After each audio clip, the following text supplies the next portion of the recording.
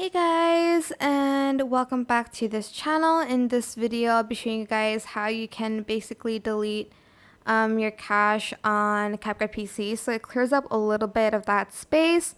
Go to menu, go back to homepage, go to the settings tab right here, go to settings again, and as you can see, you can auto delete cache files from like 15 days ago, 30, 60, or 90, or you can choose to not delete cache files.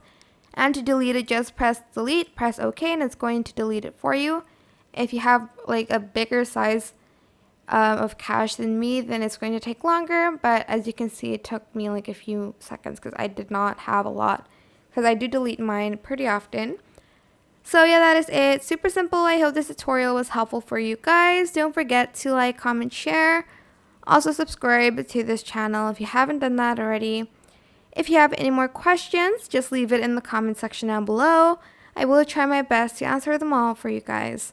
If you found this video helpful, please click the thanks button above the description box down below. Thank you so much for watching. Bye!